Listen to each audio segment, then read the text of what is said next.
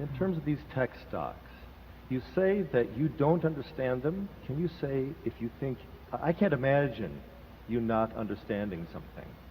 Oh, we understand the product. We understand what it does for people. We just don't know the economics of it 10 years from now. You can understand you can understand steel. I mean, you can understand home building. But if you look at a home builder and try and think where it's going to be in 5 or 10 years, the economics of it, that's another question. I mean, it's not a question of understanding the product they turn out, the means they use to distribute it, all of those sort of things. It's the predictability of the economics of the situation 10 years out, and that's our problem. Right, and I'm not trying to provoke you into doing it. I'm glad you haven't, because I probably would have gone into cardiac arrest this last couple of months. Yeah, well, so would we. Yeah. So your projection is that you are not going to try to make an attempt to understand that. You think is it not comprehensible? Is that it? It's not comprehensible? Yeah, every business I look at, I think about its economics. It's built into me. It's built into Charlie.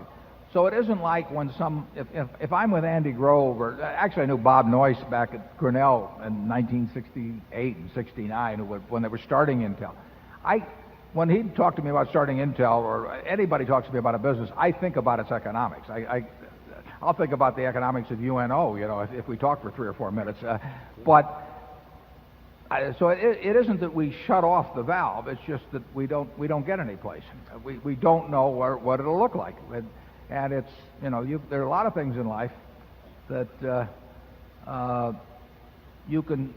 they're just beyond comprehension for many of us. And so you'd say that nobody really probably can understand this where it'll be in 10 years. Nobody could understand. We would be very skeptical about it. Yeah, I would say that, and incidentally, my friend Bill Gates would say the same thing. And actually, Bob Noyce Bob died some years ago, or Andy Grove.